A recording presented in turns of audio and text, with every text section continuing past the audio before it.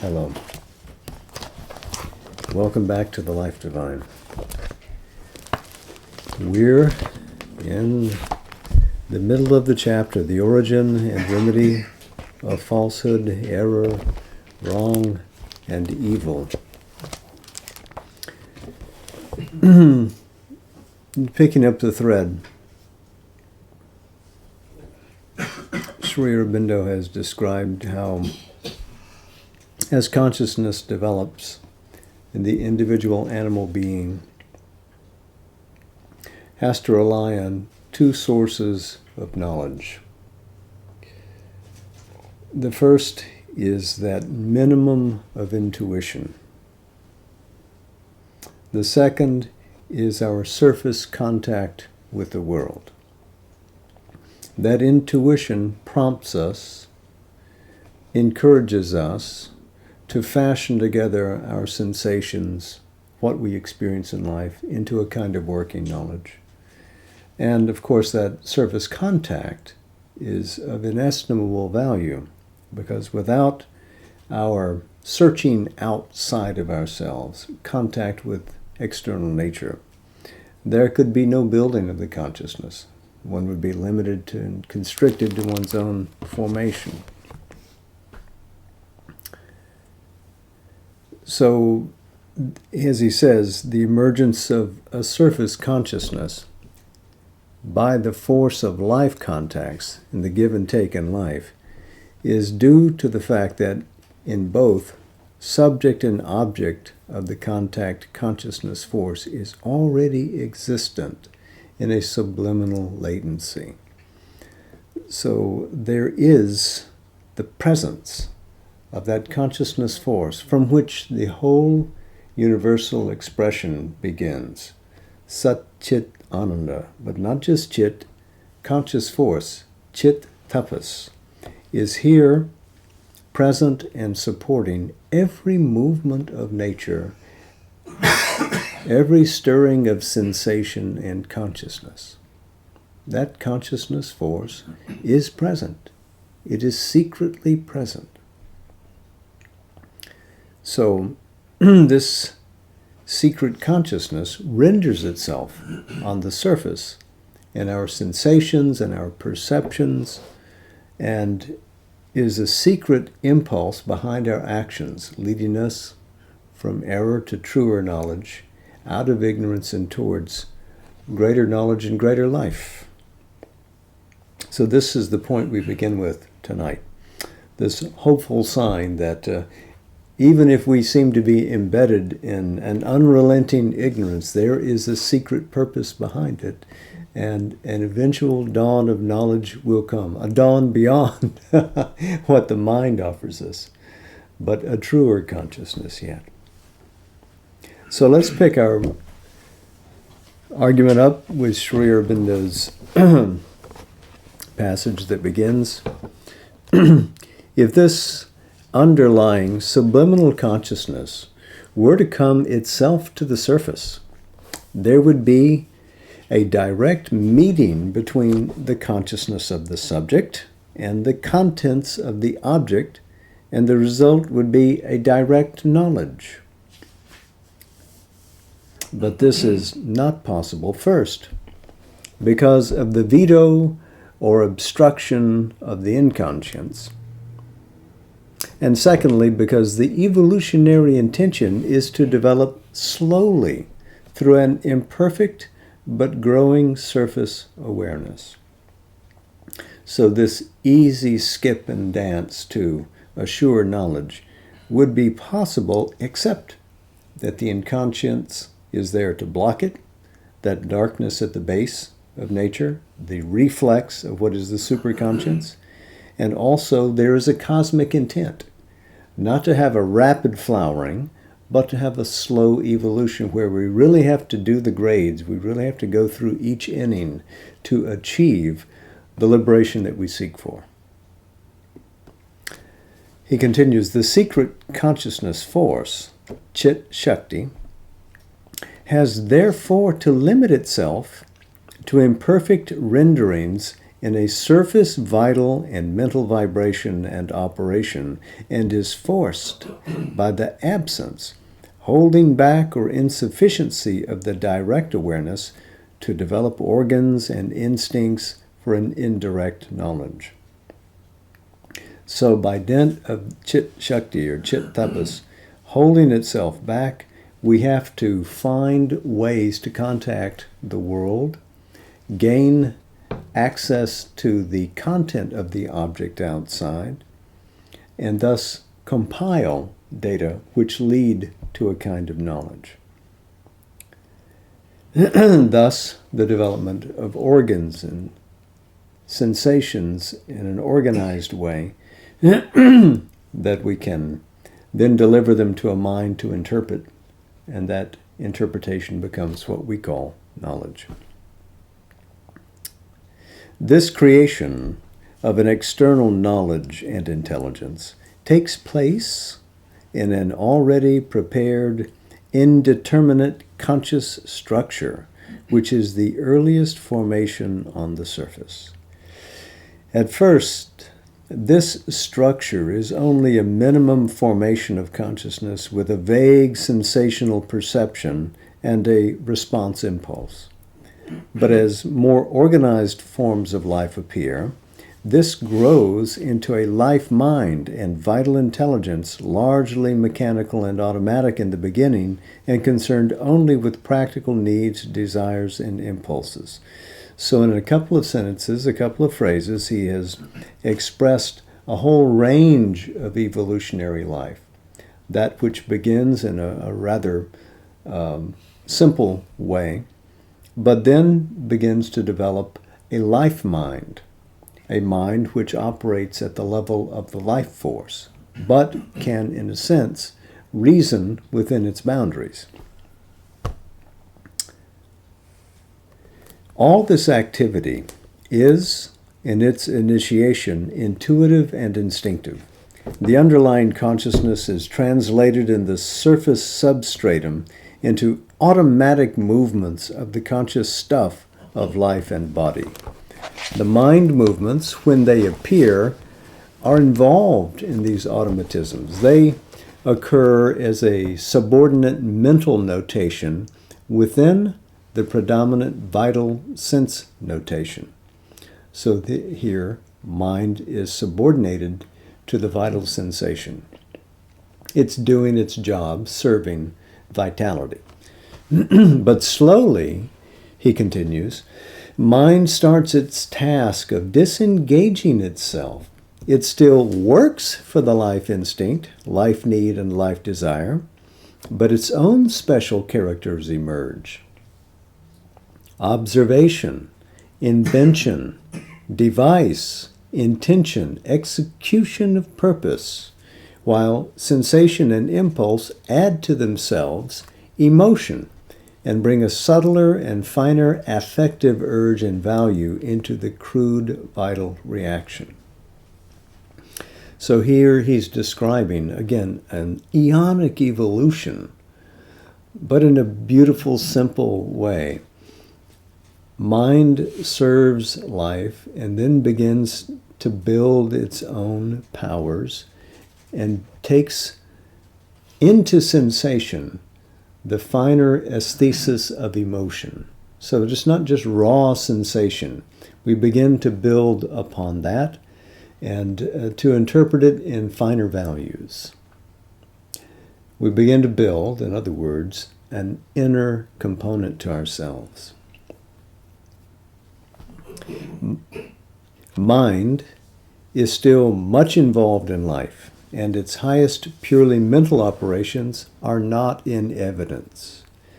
It accepts a large background of instinct and vital intuition as its support. And the intelligence developed, though always growing as the animal life scale rises, is an added superstructure.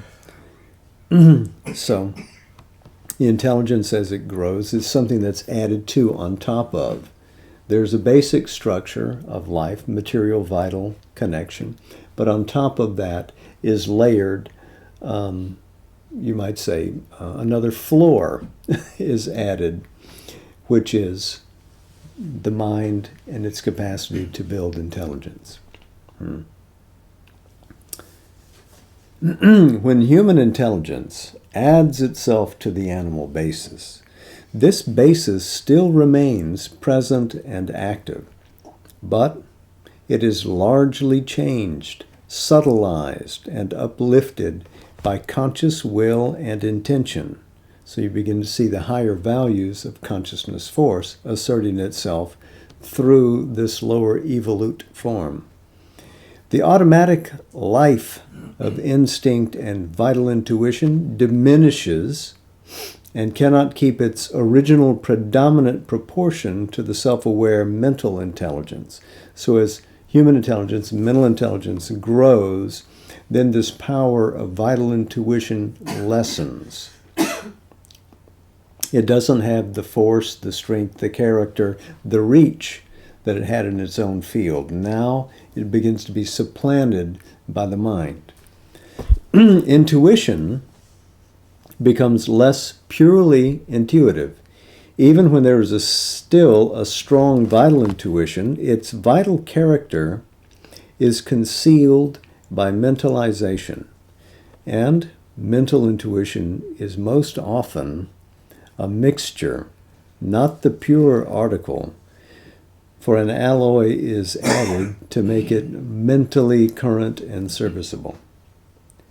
In the animal also, the surface consciousness can obstruct or alter the intuition, but because its capacity is less, it interferes less with the automatic, mechanical, or instinctive action of nature.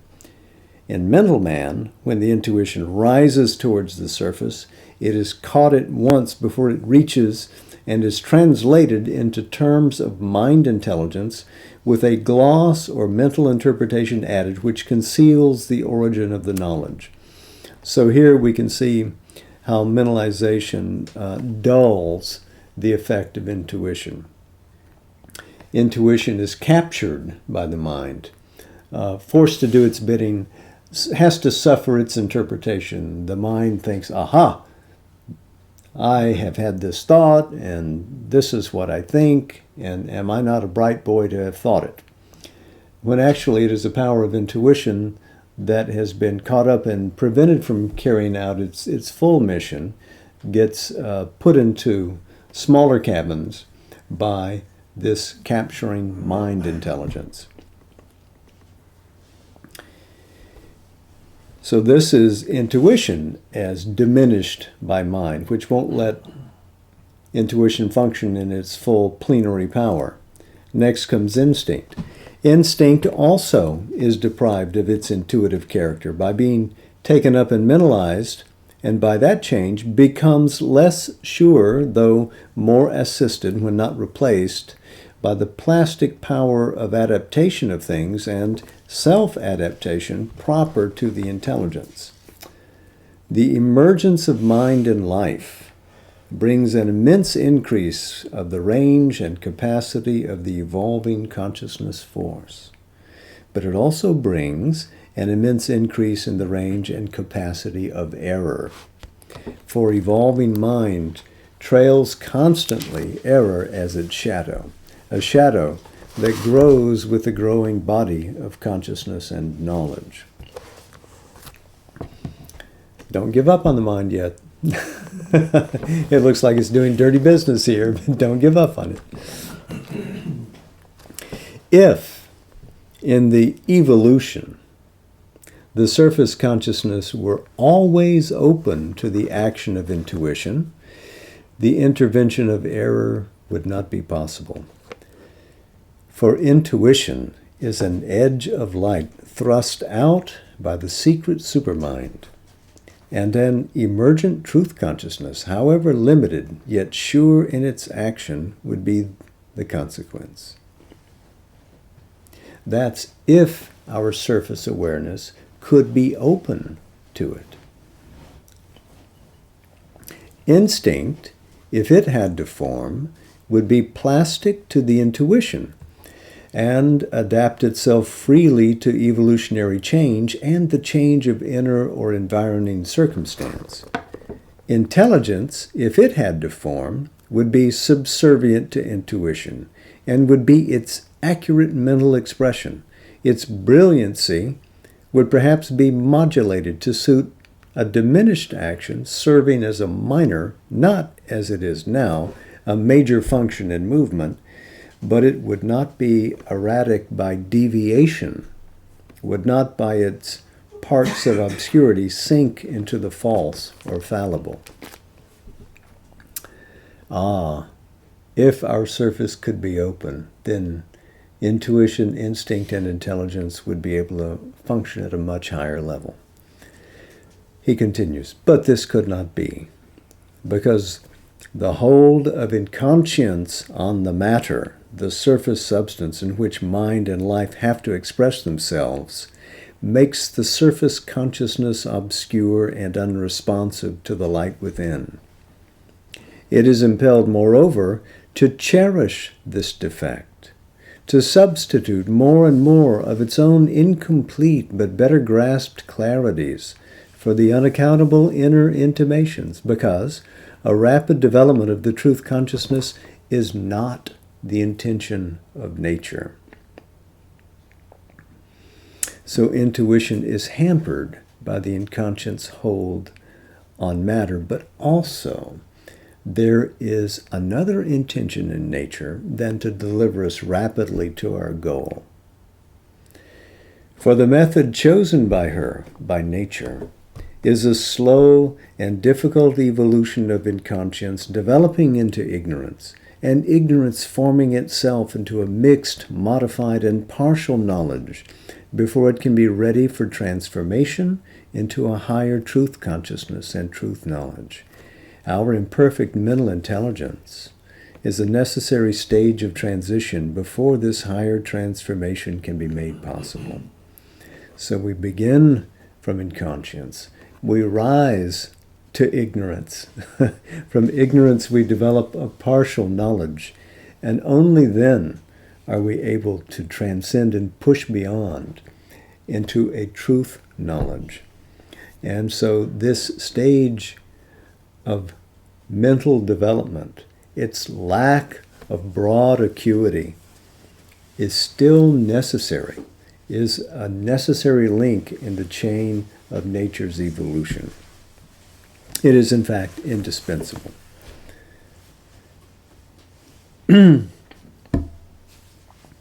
There are, in practical fact, two poles of the conscious being between which the evolutionary process works. One, a surface nescience, which has to change gradually into knowledge. The other, a secret consciousness force, in which all power of knowledge is, and which has slowly to manifest in the nescience. So you might put them in a different way. First, the consciousness force, which is omnipresent. It is there, secretly pushing itself into manifestation in nature. But the other pole is this surface nescience. Nescience means absence of knowledge, which is on the surface. But what is below, what is behind? There's this oceanic consciousness force. And what is superficial is not the real substance of what nature holds within her. The surface nescience, he writes, full of incomprehension and inapprehension, can change into knowledge because consciousness is there, involved in it. If it were intrinsically an entire absence of consciousness, the change would be impossible. But still, it works as an inconscience trying to be conscious. It is at first a nescience compelled by need and outer impact to feeling and response, and then an ignorance laboring to know. So this is a slow revelation of knowledge possible because of the presence of this consciousness force within. The means used, he says, is a contact with the world and its forces and objects, which, like the rubbing of tinders, creates a spark of awareness. The response from within is that spark leaping out into manifestation. But the surface nescience, in receiving the response from an underlying source of knowledge, subdues and changes it into something obscure and incomplete. There is an imperfect seizure or a misprision of the intuition that answers to the contact. Still, by this process of initiation of responsive consciousness, a first accumulation of ingrained or habitual instinctive knowledge begins, and there follows upon it first a primitive, then a developed capacity of receptive awareness, understanding, reply of action, previsional initiation of action, and evolving consciousness, which is half knowledge, half ignorance. So this contact and friction stimulates the arisal of knowledge through all these stages, which are mechanical in seeming, but which deliver something real and genuine as we move upwards in the chain. Misprision, that word again, means simply a mistake, but it also means an offensive mistake, something that requires a rebuke. It means ultimately failing to value. We see things wrongly, so we assign the wrong value to them. In fact, it means wrong price. We see things and we don't judge them according to what the real value is. So we'll see that word often, and that's what we want to call to mind. All that is unknown is met on the basis of what is known. But as this knowledge is imperfect, as it receives imperfectly and responds imperfectly to the contacts of things, there can be a misprision of the new contact as well as a misprision or deformation of the intuitive response, a double source of error. So both in the reception and the response to it, we can see things, do things, understand things wrongly, misvalue them, and so compound the nature of the error. So we begin to see just what error leads to and how it is based on this division. It is evident in these conditions that error is a necessary accompaniment, almost a necessary condition and instrumentation, an indispensable step or stage in the slow evolution towards knowledge in a consciousness that begins from nescience and works in the stuff of a general nescience. The evolving consciousness has to acquire knowledge by an indirect means which does not give even a fragmentary certitude. For there is at first only a figure or a sign, an image or a vibration, physical in character, created by contact with the object, and a resulting vital sensation which have to be interpreted by mind and sense and turned into a corresponding mental idea or figure. So, first, object meets object. Sensation arises. Interpretation has to then occur. And then we have to offer an idea based on that interpreted sensation and experience. So we can see we're far from knowledge if this be our operation. Things thus experienced and mentally known have to be related together. things unknown have to be observed, discovered, fitted into the already acquired sum of experience and knowledge. At each step, different possibilities of fact, significance, judgment, interpretation, relation present themselves. Some have to be tested and rejected, others accepted and confirmed. To shut out error is impossible without limiting the chances of acquisition of knowledge. So if we have to go through all of this machinery to gather data and interpret it, we're going to make mistakes. It comes with it, especially if we try to learn largely. If we want to get a full compass of what's out there, we're going to grab at things and we're going to miss. But the consequence, if we don't grab, is that we don't grow. Observation is the first instrument of the mind. But observation itself is a complex process open at every step to the mistakes of the ignorant observing consciousness. Misprision of the fact by the senses and the sense mind, omission, wrong selection and putting together, unconscious additions made by a personal impression or personal reaction create a false or an imperfect composite picture. To these errors are added the errors of inference, judgment, interpretation of facts by the intelligence. When even the data are not sure or perfect, the conclusions built on them must also be insecure and imperfect. So I think David Hume would sign this description of what is the limit of human knowledge, what are the problems of epistemology. This is a pretty accurate description of things, even in terms of modern neuroscience, how we stand away from the object and the various things that we have to go through to contact an external object and build some, quote, knowledge about it, a knowledge which is never sure. Consciousness in its acquisition of knowledge proceeds from the known to the unknown.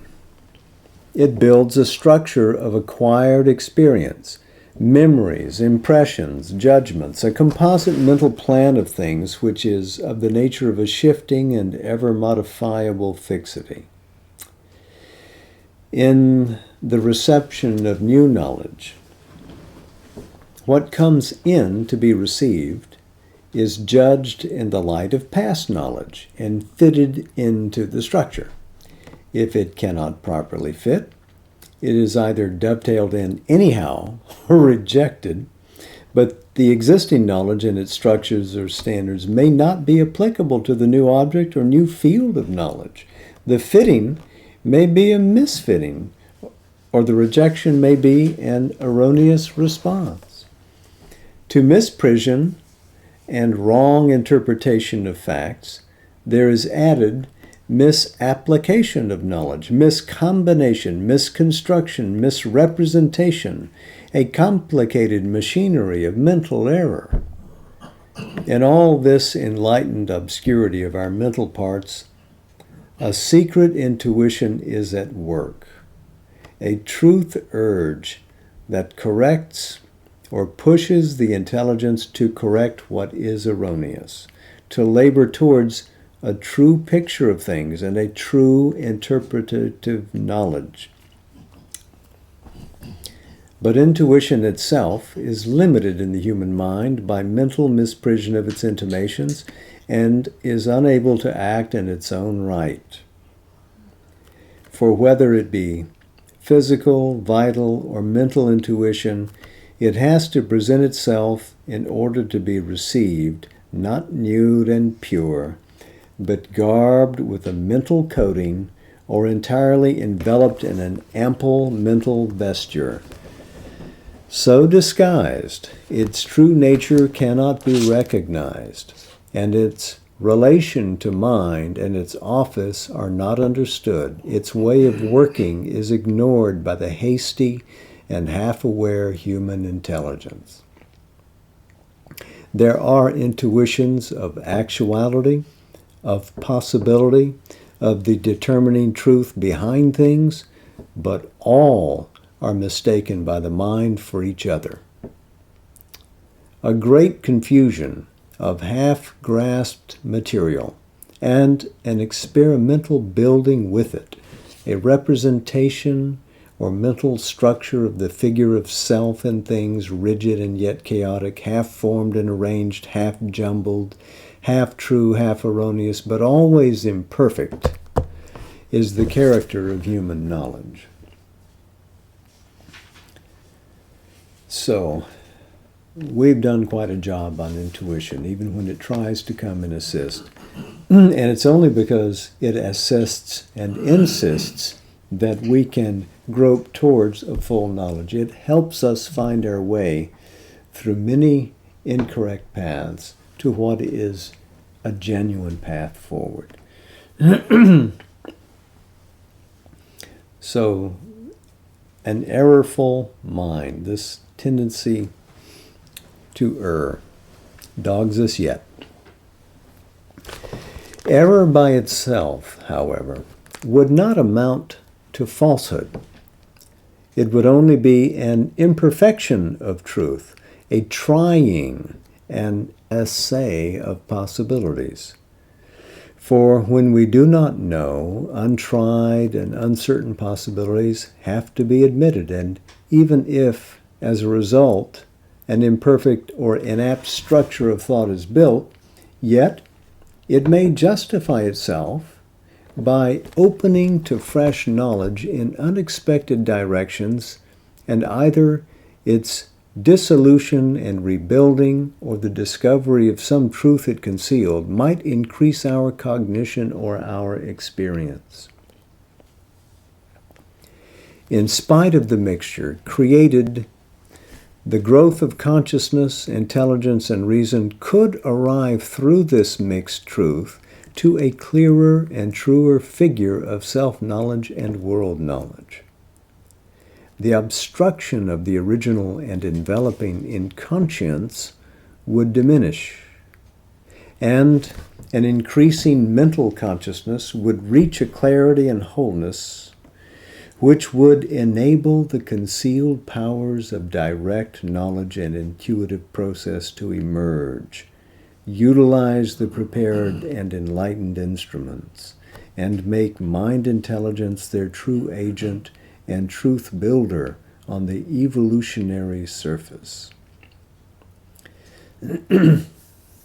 Sounds very promising. But here, the second condition or factor of the evolution intervenes. For this seeking for knowledge is not an impersonal mental process hampered only by the general limitations of mind intelligence. The ego is there. The physical ego, the life ego, bent not on self-knowledge and the discovery of the truth of things and the truth of life, but on vital self-affirmation. A mental ego is there also, bent on its own personal self-affirmation and largely directed and used by the vital urge for its life desire and life purpose. For as mind develops, there develops also a mental individuality with a personal drive of mind tendency, a mental temperament, a mind formation of its own. This surface mental individuality is egocentric. It looks at the world and things and happenings from its own standpoint and sees them not as they are, but as they affect itself. In observing things, it gives them the turn suitable to its own tendency and temperament, selects or rejects, arranges truth according to its own mental preference and convenience. Observation, judgment, reason are all determined or affected by this mind personality and assimilated to the needs of the individuality and the ego.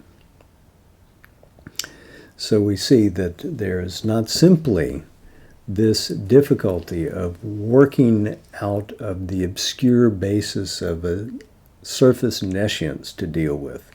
What you might say is the cosmic necessity of fighting out from inconscience through ignorance to partial knowledge and then to an eventual truth knowledge. But now we have to deal with the emergence of a consciousness which is limited in perspective, which cannot regard things except as it affects itself. That is its first insistence and power. What does it mean to me? What do I get out of it?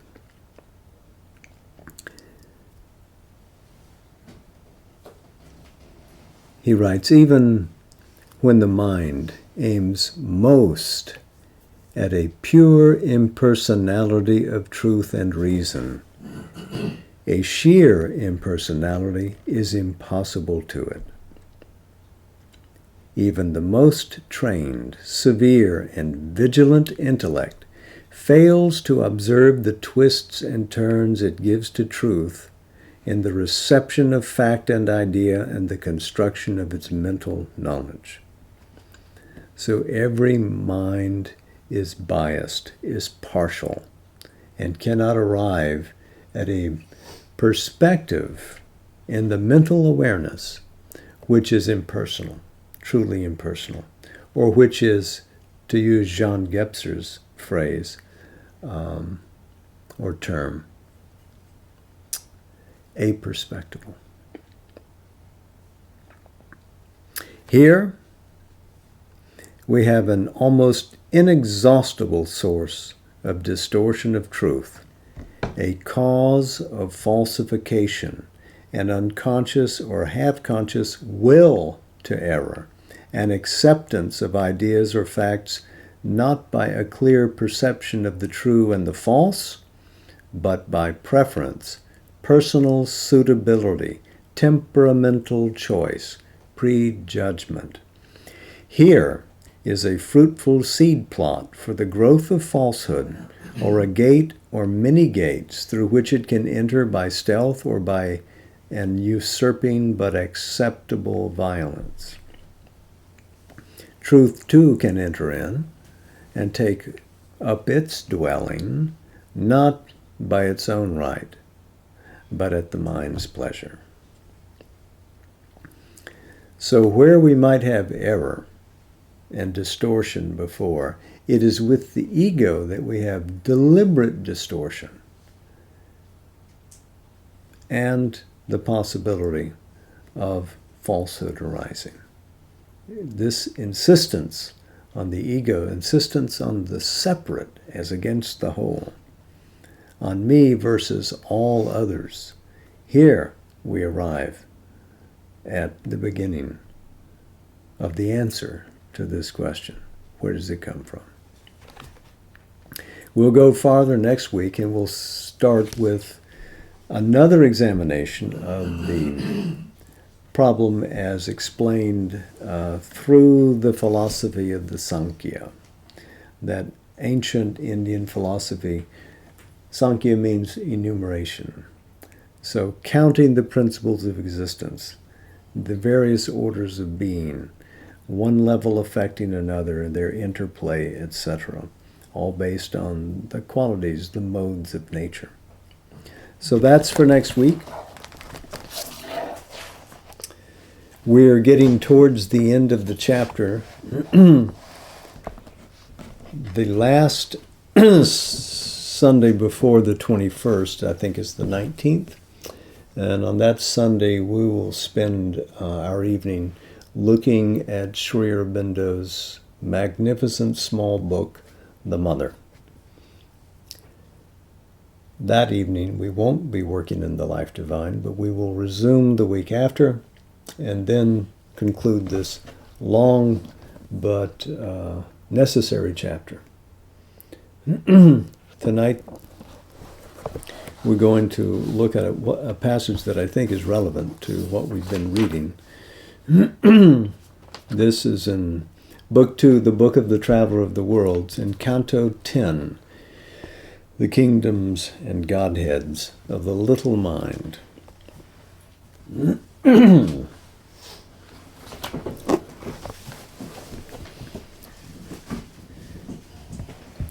A snake of flame with a dull cloud for tail, followed by a dream brood of glittering thoughts, a lifted head with many tinged flickering crests, it licked at knowledge with a smoky tongue.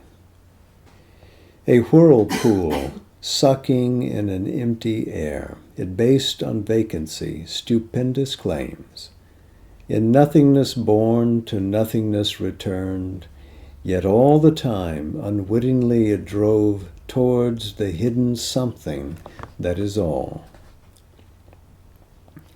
Ardent to find, incapable to retain, a brilliant instability was its mark. To err, its inborn trend, its native cue. At once to an unreflecting credence prone, it thought all true that flattered its own hopes. It cherished golden nothings born of wish. It snatched at the unreal for provender. In darkness it discovered luminous shapes. Peering into a shadow-hung half-light, it saw hued images scrawled on fancy's cave.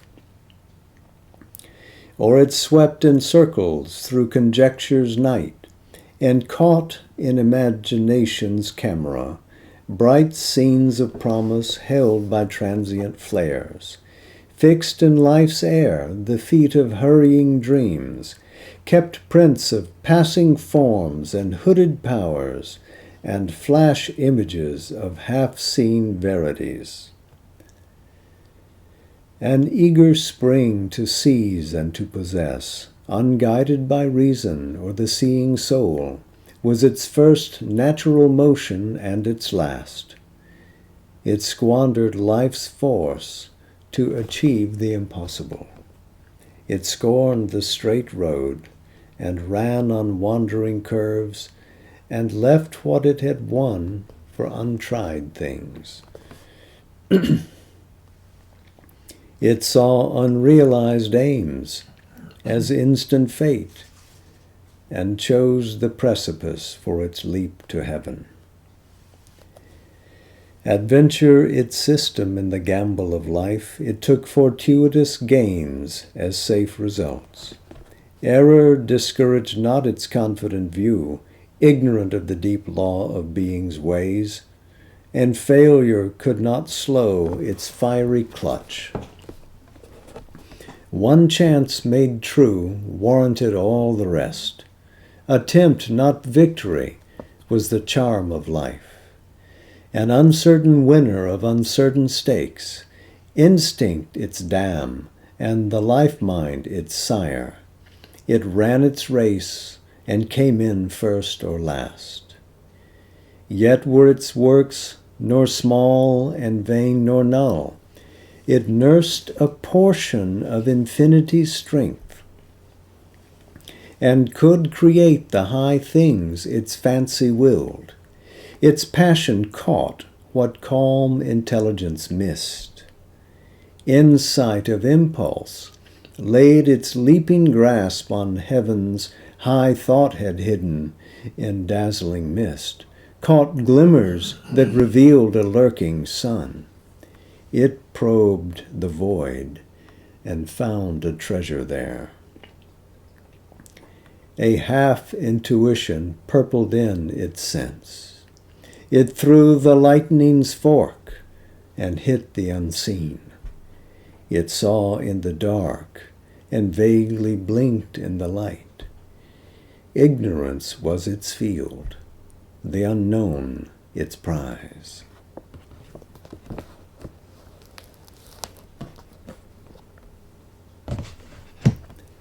May knowledge be your field, delight your prize. So,